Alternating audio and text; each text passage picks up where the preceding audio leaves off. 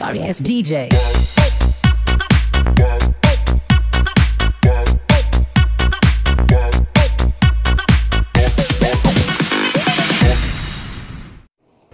Olá, bom dia a todos. Estamos aqui mais uma vez, mais um dia que o Senhor Jesus Cristo nos fez. Regozijemo-nos e alegremos-nos nele. Estamos felizes em iniciar nossa aula mais uma vez. Vamos dar continuidade ao livro de Atos dos Apóstolos. Nós temos estudado versículo por versículo, temos estudado texto por texto e com a proposta de trazer a palavra de Deus para os corações de vocês. Então, Pedro estava discursando, já estava pregando para os varões, os homens que estavam ali naquela cidade. Os apóstolos de Jesus haviam sido batizados com o Espírito Santo. Houve uma grande, vamos dizer assim, um grande acontecimento naquela época, que era uma festa judaica chamada Festa dos Pentecostes. Pessoas que estavam ali naquela festa, naquele período, naquele momento ali, que havia uma festa, haviam pessoas de vários estados, de vários países, e eles viram aquele momento e se espantaram com os apóstolos falando em novas línguas, né? E alguns ouviam a mensagem de Deus, glorificando a Deus, em sua própria língua. Então Pedro tomou a palavra e começou a pregar para estes homens, né? E aí ele começou a contar cronologicamente, ele fez deu uma aula de cronologia bíblica do Antigo Testamento, contando todo o processo que Deus havia feito para salvar o homem, para alcançar o homem. E aí ele começou a explicar todo o processo de salvação do homem. E aí ele continua aqui no versículo, Atos capítulo 2, versículo 37. E aí diz, ouvindo eles isto, compungiram-se em seu coração. O que é compungir? Quem pode dizer o que é compungir? Aqui diz o seguinte, sensibilizar, né? Comover, arrepender, enternecer, rasgar, pesar, impressionar, tocar, mover, interceder, render. Olha que interessante. Olha só. Afligir e pungir. Olha que interessante. Isto é, compungir o seu coração. Quer dizer, eles se renderam ou o seu coração se sentiu arrependido. Está aqui, ó. Sensibilizaram. Tiveram o coração sensibilizado. Isto é, eles passaram a ter um pensamento diferente. E perguntaram a Pedro e os demais apóstolos, que faremos, pois, varões e irmãos? Interessante que para a gente alcançar a salvação, para a gente alcançar a palavra de Deus, a gente alcançar a revelação de uma palavra que a gente recebe, seja ela por revelação, seja ela por estudo bíblico, seja ela por uma pregação, seja ela por, às vezes, um filme que passa uma boa mensagem, é muito necessário que haja o quê? Que haja uma reação àquilo que a pessoa recebeu, aquela informação. E foi isso que aconteceu. Quer dizer, eles receberam a pregação de Pedro, e aí a Bíblia diz que o seu coração houve compungiram, então renderam-se, sensibilizaram-se com a palavra de Pedro. Pedro trouxe uma palavra com embasamento. Lembra que eu falei semana passada? Que a palavra, quando a gente vai pregar a palavra, ou quando a gente vai anunciar a palavra de Deus, a gente deve ter embasamento bíblico, porque Pedro, quando ele pregou, ele usou o embasamento bíblico da época, que era o Antigo Testamento, que era o que a gente pode dizer que era a Torá, que era a lei, que eram os profetas, que eram os livros poéticos, era o que eles tinham. Eles não tinham o Novo Testamento. O Novo Testamento estava sendo escrito por eles, né? Então, é muito necessário. E aí que é interessante, a pergunta que eles fazem é a mesma pergunta que o jovem rico perguntou a Jesus. O que eu devo fazer para ser salvo? A pergunta deles é similar. A pergunta é similar aos outros homens que chegaram diante de Jesus e perguntaram o que é necessário para ser salvo? O que eu devo fazer? Fizeram a mesma coisa com Paulo, fizeram a mesma coisa com os discípulos. A Bíblia está cheia de versículos disso, da pessoa chegar e falar assim, o que eu vou fazer? É muito importante a gente entender que quando a gente evangeliza alguém, vai haver uma reação. Pode ser uma reação boa, no sentido de que pode ser uma reação agradável, isto é, uma reação de compungimento, vamos dizer assim, mas também pode ser uma reação agressiva, negacionista, pode haver. Mas nesse caso aqui, esses que ouviram, o que fazer agora? Tá, tudo bem, eu creio no que você falou. Tá, você me convenceu. Apesar de não ter sido Pedro que convenceu. A Bíblia Sagrada diz que é o Espírito Santo que convence do pecado, da justiça e do juízo. Aí, olha o que Pedro disse. Número 1, arrependei-vos. Então, a primeira coisa para ser salvo, a primeira coisa para alcançar a salvação é o quê? Lembra que semana passada eu falei que existem dois conceitos básicos do Evangelho, dois conceitos básicos do evangelismo, dois conceitos básicos para que a pessoa tenha a salvação. E aí, Pedro fala, a primeira coisa que a pessoa tem que fazer para ser salva é tem que se arrepender. E se arrepender é admitir que esteve errada. Admitir que o tempo que ela esteve sem Deus ou sem buscar a Deus, ela estava errada. E aí é a primeira coisa. E arrependimento também é o seguinte, significa não tornar a fazer as primeiras obras. Arrependimento é isso, é não fazer de novo. Né? Não é só, não, eu me arrependo do que eu fazia antes, mas aí depois volta. Tem uma ideia, tem uma história de um rapaz que ele tinha sido bandido, né, e aí se converteu, até pode ser até que tenha se convertido mesmo, né, ele estava pregando, se tornou um pregador, né, estava na igreja pregando, e aí ele contava testemunhos, sabe aqueles irmãos que contam testemunhos, né, são os testemunhos assim do Arco da Velha, e aí ele contou do que ele fazia, de como ele fazia para matar os seus inimigos, sabe, como ele fazia quando era traficante, quais as armas que ele usava. Sabe aqueles testemunhos que o cara capricha, que ele quando eu digo capricha, não estou dizendo que seja mentira não, mas capricha na sua inflexão, na sua forma de discursar, né? E ele continuou contando a história dele. E ele não sabia, mas dentro do culto tinha um delegado da Polícia Federal assistindo o culto. E ele contou vários crimes que ele tinha cometido, porque eu traficava, eu atravessava o Brasil com cocaína, com maconha, com não sei o que mais. Resultado, terminou esse homem, chegou aí, um homem de terra, chegou para ele e falou assim, você está arrependido de tudo? Eu tô arrependido de tudo. Muito bem, então você vai fazer o seguinte, você é procurado ainda, então você está preso. Então o delegado da Polícia Federal prendeu esse rapaz, esse homem, que o pregador da noite, levou e ele cumpriu a pena dele e Deus honrou esse rapaz, porque ele foi com o delegado, se apresentou, cumpriu lá uma parte da pena e conseguiu sair por bom comportamento. Então ele demonstrou ali um arrependimento das pessoas. Mas a questão toda aí é o arrependimento, se houve arrependimento mesmo. Você vê que Jesus, ele testou o garoto rico, né? O rapaz rico, né? O jovem rico, né? Você vai fazer o seguinte, eu quero ver se você é arrependido mesmo. Você vai, pega seus bens e dê aos pobres.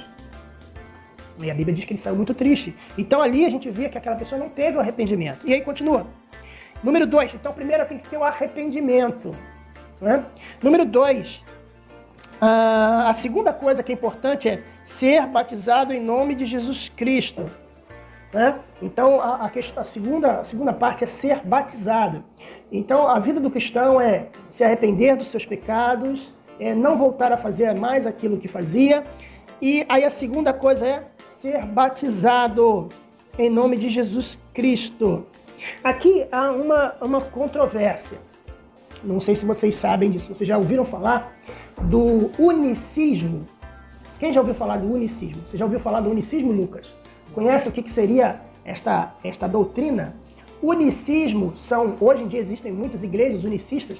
Vou dar um exemplo para vocês. Vocês já ouviram falar de um grupo cristão chamado Voz da Verdade? Grupo musical. Ele é muito antigo, tem mais de 40 anos de carreira. Eles são de São Paulo. É uma igreja, hoje existe uma igreja chamada Igreja, a Voz da Verdade. Ela é dissidente, não, mas ela é resultado de um grupo musical antigo, dos anos 70, e que atravessou gerações, e são dois pastores que são irmãos, uma igreja chamada Igreja, a Voz da Verdade. Essa igreja tem a doutrina unicista. A doutrina unicista, ou os unicistas, não creem na Trindade. Para eles, a Trindade não existe. Para eles, existe Jesus Cristo, e Jesus Cristo se manifesta em um momento como Pai, se manifesta como o próprio Filho, e Jesus Cristo, ele é o próprio Espírito Santo. Por que a gente crê no batismo falando do Pai, do Filho e do Espírito Santo? Por quê? Você saberia dizer por que existe essa base? Não vem na Bíblia não tem alguma coisa depois aquilo Jesus e o discípulo batizavam, Porque os discípulos, existem versículos que falam, batizar em nome do Pai, do Filho e do Espírito Santo. E segundo, que a presença da Trindade foi muito nítida no batismo de Jesus. Né? Veio a voz representando o Pai, este é meu filho amado, em que me comprazo. Né? Apareceu a pomba, né? O Espírito Santo representando a pomba, e estava ali o Filho. Então você tem uma visão holística daquele momento e você vê a Trindade ali naquele momento. Então, por isso que a Trindade, ou a invocação da Trindade é importante nesse momento. Se é que a gente pode fazer uma invocação, a gente pode fazer invocação do Pai, do Filho, do Espírito Santo. Então, é claro que eles já estão sempre presentes. Eles são oniscientes, não é? Mas é importante verbalizar isto, para que as pessoas aprendam. Isso é uma forma pedagógica de ensinar as pessoas a importância de nós reconhecermos a divindade do Pai, do Filho e do Espírito Santo. E aí diz, ó, então primeiro arrepende-se, depois se batiza. Ó, arrependimento e batismo para perdão de pecados. Olha que interessante. Aqui ele está gerando uma doutrina. Mas se você só se batizar, será que há perdão de pecados? A pessoa se batiza se não se arrepende? Não, ela não vai ter aquela conversão que a gente chama de conversão 360, né? Que ela vai desviar do caminho que ela seguia para seguir um caminho que desce para ela. Vamos tentar separar as coisas aqui. Nós temos dois detalhes que nós estamos falando aqui no nosso estudo. Arrependimento e batismo, certo? Vamos separar as coisas. Se eu só me arrepender e não batizar, o meu pecado vai ser perdoado? Se eu só me batizar e não me arrepender, meu pecado vai ser perdoado? Então, qual é a função que tem mais importância nesse conceito? O arrependimento. Por quê? Qual é a base bíblica que nós temos para isso? O ladrão na cruz, ele não teve tempo de se batizar. Exatamente, o ladrão da cruz não pôde se batizar. Jesus disse que hoje mesmo estarás comigo no paraíso. E aí você tem aí também uma doutrina das Testemunhas de Jeová, que a Testemunha de Jeová coloca vírgula em outro lugar. A Testemunha de Jeová diz assim: uma coisa te digo hoje, estarás comigo. Uma coisa te digo hoje, vírgula, estarás comigo no paraíso.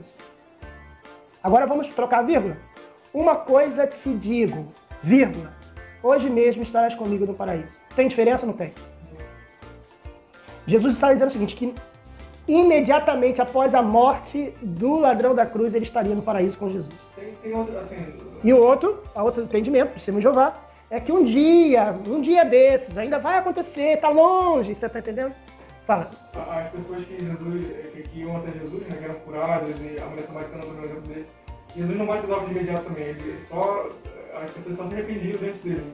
O batismo não era feito de forma imediata, nem tem registrado se era realmente feito. Uhum. E aí isso mostra também a importância do arrependimento, que é melhor o arrependimento do que o batismo. Exatamente. Porque ele não batizava de imediato as pessoas, mas também se ele fosse batizar todo mundo que ele encontrou. Se você for pensar também, Paulo disse, Paulo, ele não só isso, Paulo ele falou assim, porque Deus não me chamou para batizar. Falando de batismo em nome do Paulo. Eu vou achar aqui o versículo aqui.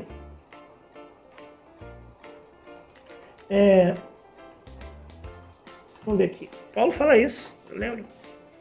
Está aqui, ó, 1 Coríntios 1,17, diz o seguinte, Paulo fala. Portanto, ó, olha lá, 1 Coríntios 1, 16 e 17. Ó. É certo que batizei também os da casa de Estéfanas, além destes, não me recordo se batizei outro irmão. Porquanto Cristo não me enviou para batizar, mas para proclamar o Evangelho, não por meio de palavras de sabedoria humana, para que a cruz de Cristo não seja esvaziada. A palavra da cruz, o poder de Deus. Então aqui você vê que o batismo é algo importante, mas não o principal. Ele faz parte de um conjunto, de um conjunto da obra. Faz parte de um conjunto da obra. É tipo ovo, né? Você não consegue comprar no carro do ovo só a gema. O que você quer? Eu quero só a gema. Não, o que você quer? Eu quero só a casca. Você pode me dar só a casca? Eu não quero o que tem dentro não, porque eu estou fazendo um negócio aí de cálcio, eu preciso da casca. Você pode entender só a casca? Não, não tem como. É uma coisa ligada à outra, né? Então, aqui, nós prosseguimos aqui. Porque aí a terceira coisa... E recebereis o dom do Espírito Santo. Então é necessário primeiro arrependimento, é necessário que você se batize, busque o batismo, e depois você busque os dons. E aqui é o dom do Espírito Santo. E aqui se refere ao Espírito Santo passar a operar na sua vida. Porque a promessa vos diz a respeito de vós e vossos filhos e todos os que estão longe, todos quanto Deus, o Senhor, os chamar. Aqui fala também, está ligado ao livro de Joel, né? Que ele fala também antes, né? Que que o livro de Joel, né? Nos últimos dias acontecerá que o Senhor, que o meu espírito derramarei sobre toda a carne, e os vossos filhos e as vossas filhas profetizarão, os vossos mancebos terão visões, e os vossos velhos sonharão sonhos. Então aqui está se referindo justamente à promessa, é a promessa do Espírito Santo. E com muitas outras palavras, isto testificava e os exortava, dizendo: salvai-vos desta geração perversa. Aqui a necessidade da separação do cristão. Isso aqui é um outro conceito. É o conceito de se separar dessa geração perversa. Então o crente ele não apenas tem que se arrepender, ele não apenas tem que se batizar, ele não apenas tem que buscar os dons do Espírito Santo, mas aqui a Bíblia diz que ele deve se separar. E aqui a separação não quer dizer preconceito, não quer dizer se isolar, não quer dizer se tornar um eremita. Aqui se refere a você estar num ambiente, você, mesmo estar num ambiente físico, mas você não fazer a mesma coisa. Jesus, ele sentava e comia com os pecadores. Né? Exatamente. Recentemente, uma das palavras da minha pregação do semanal que eu fiz foi justamente isso. Reclamaram com Jesus, os fariseus, porque Jesus comia com os pecadores. Né? Então Jesus ele estava ali, mas estava para pregar. E aí continua. De sorte que foram batizados os que de bom grado receberam a sua palavra. Olha aí que legal, ó. Olha os dois conceitos nesse versículo. Olha aí. Só que aí botou ao contrário, ó. De sorte que foram batizados os que... Aí você tem o batismo, que é o primeiro conceito, o segundo conceito que eu ensinei, certo? E aí fala assim, os que de bom grado acolheram a sua palavra.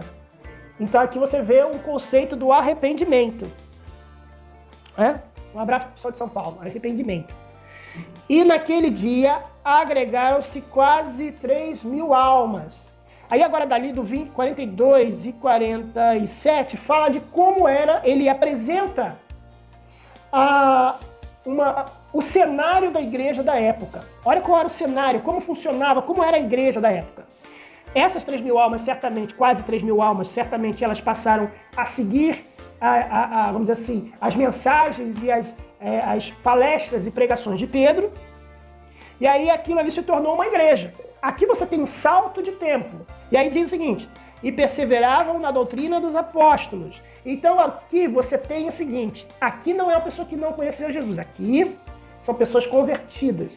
Você vê que esse texto ele é tão maravilhoso, a palavra de Deus é tão maravilhosa que ela mostra o desenvolvimento do cristão. Você vê o arrependimento da pessoa, você vê o batismo da pessoa, você vê ela recebendo os dons do Espírito Santo, e agora é prática.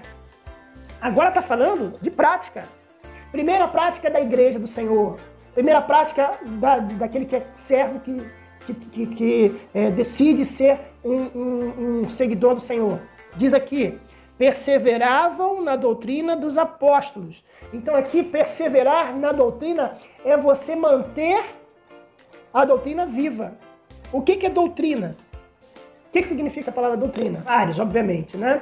Preceito, princípios, normas, regras, teorias, ensinamentos, fundamentos, disciplina. Então é um conceito de ideias, né? Então aqui, ó, tem outra aqui que é boa, ó. Reunião dos fundamentos ou ideias por serem essenciais e devem ser ensinadas. Outra aqui, ó, reunião dos preceitos básicos que compõem um sistema. Pode ser religioso, pode ser político, social, econômico. Doutrina de Monroe, né? Doutrina então ela não é só doutrina religiosa, né? Aqui, ó, reunião de preceitos utilizados por um governo como base da sua ação social ou política, né? Conjunto do que se utiliza para ensinar, disciplina. Crença ou reunião nas crenças que são tidas como verdadeiras pelas pessoas que nelas acreditam. Os dogmas relacionados à fé cristã. Né? Então aqui está explicando o que é doutrina. Então eles perseveravam o quê? Nos conceitos que os apóstolos passavam, nas histórias que os apóstolos passavam, nos temas, nas ordens que os apóstolos davam. Conceitos morais também. Né? Conceitos morais, conceitos religiosos. Né? Então eles perseveravam. E perseverar é buscar manter a mesma qualidade. Perseverar é manter a qualidade. Não é ceder uma coisinha aqui, outra coisa ali, né? E aí, no segundo, e perseveravam na comunhão. E aí, comunhão é questão de ter tudo em comum. Né? E ele prossegue dizendo o seguinte, comunhão e no partir do pão. Um detalhe que o partir do pão aí é o seguinte, que eles tinham uma vida de social muito intensa e muito próxima. Viviam em comunidade. Né? E aí diz, e nas orações. Então olha aí que interessante, você tem a comunhão e a oração colocados no mesmo patamar. E aqui você tem esses três conceitos. Você tem o quê? Doutrina dos Apóstolos, que é Bíblia, ok? Doutrina dos Apóstolos é a Bíblia deles que tinham lá. São as regras que eles tinham lá. Então vamos dizer que é a Bíblia. Número 2, comunhão. Eles tinham comunhão, que é importante. Uma igreja que não tem a comunhão, ela se torna uma religião fria. Que a pessoa só vai lá para ouvir a pregação do pastor, acaba o culto, vira e vai embora. O momento de comunhão é importante. O momento de comunhão, ele faz com que você conheça o irmão, você conheça a necessidade do irmão, você saiba... Às vezes, tem aquela história daquela pessoa que era de uma igreja muito grande, e ela encontrou com a pessoa na rua. E ela gostava muito daquela pessoa, ela falou assim, poxa, eu gosto tanto de você, que eu gostaria de te convidar para você ir na minha igreja, você conhecer minha igreja. Aí a pessoa falou assim, mas eu sou da sua igreja. Então, tem a história também daquele irmão que estava sentado lá atrás da igreja dele, e aí ele, do nada, pegou o guarda-chuva, um dia de sol, jogou o guarda-chuva na igreja. Quando o pastor estava pregando, aí ele pegou o guarda-chuva, apertou o botão, guarda-chuva, abriu. Ele ficou com o guarda-chuva assim, na igreja. O pastor viu aquele movimento, né? Ele assustou quem estava do lado, não. O pastor foi, parou a pregação, chamou o diácono e falou, vai, irmão, vai falar aquele irmão ali que ia aparecer, né? Ela veio fechar o guarda-chuva. E aí o diácono foi lá e falou, meu irmão, poxa, o irmão abriu o guarda-chuva aí, faz um favor, fecha o guarda-chuva, tô chamando a atenção do povo. Porque aí depois o pastor veio falar com ele no final do culto, aquelas igrejas, que no final do culto o pastor vai pra porta, ele fala todo mundo, o pastor, mas meu irmão, seu irmão trouxe o guarda-chuva, abriu o guarda-chuva no meio do culto, o que foi, o que há? Aí o irmão falou assim, não pastor, porque eu fiquei feliz. Ficou feliz? Como assim? É porque finalmente alguém ia falar comigo nessa igreja.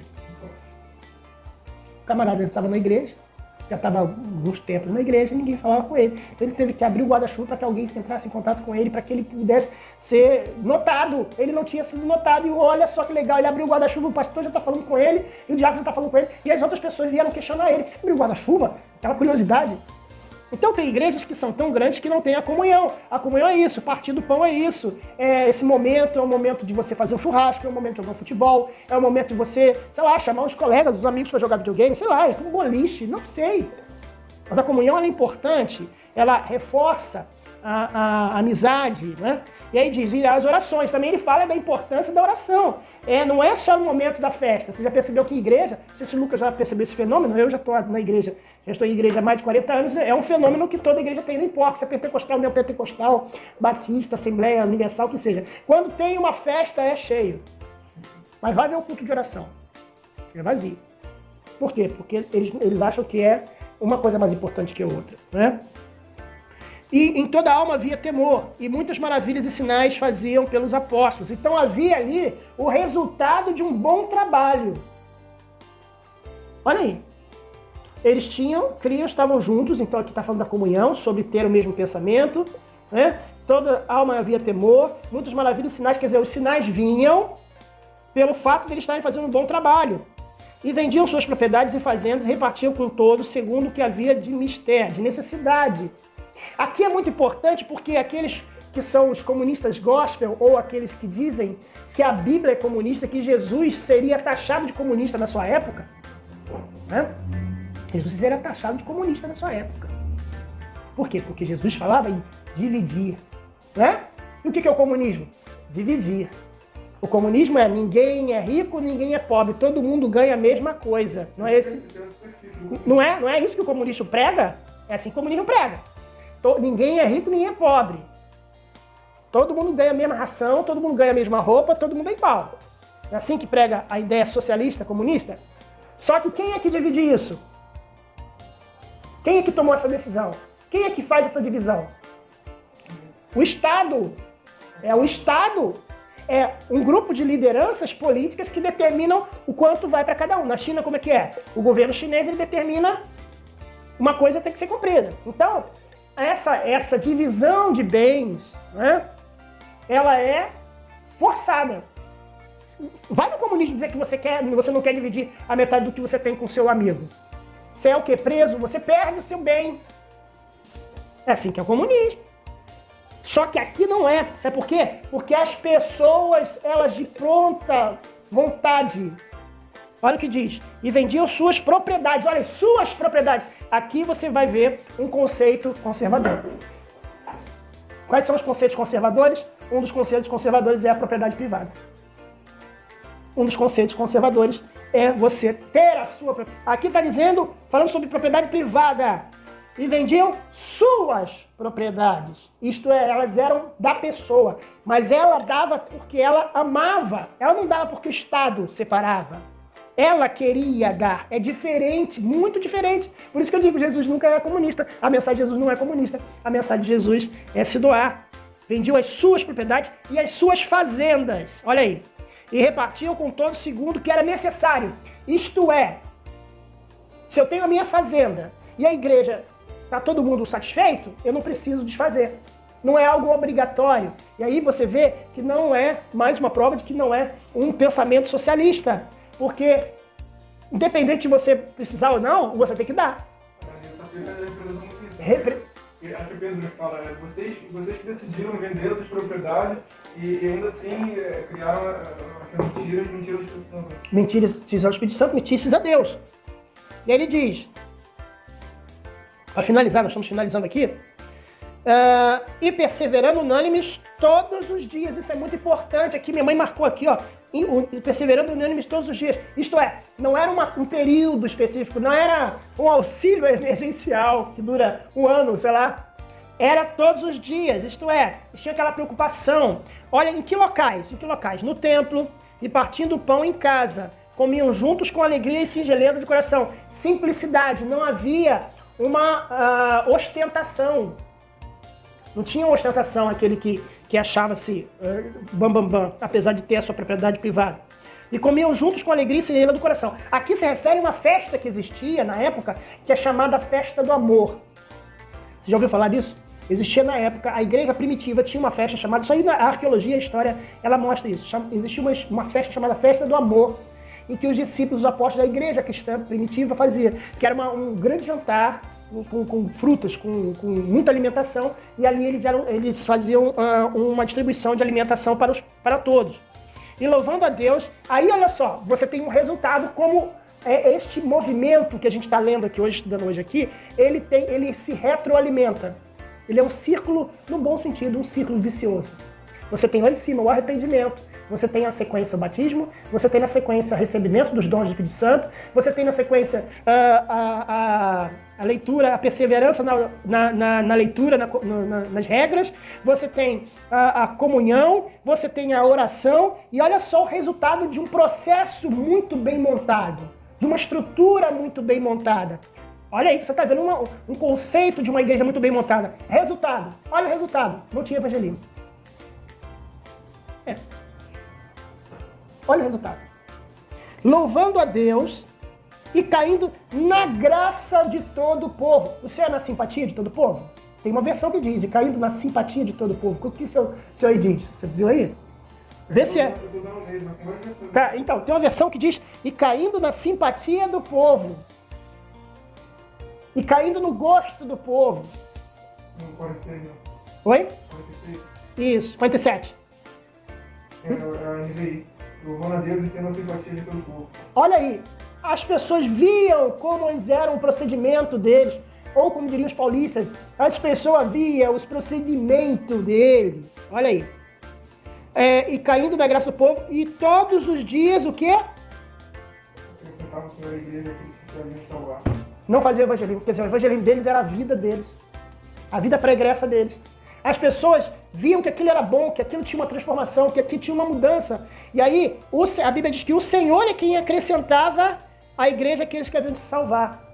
Então eles não faziam muito esforço para ganhar almas. Hoje em dia a gente tem que evangelizar, tem que ir para a praça, a gente tem que pregar no rádio, a gente tem que pregar na internet, a gente tem que fazer uma pregação forte, preparar uma mensagem, fazer um estudo bíblico. A gente, no nosso trabalho na faculdade, a gente conversa, tenta trazer a palavra de Deus às pessoas ouvem, refutam, e aí olha, a gente soa para ganhar uma alma para Jesus, a gente soa para batizar uma pessoa.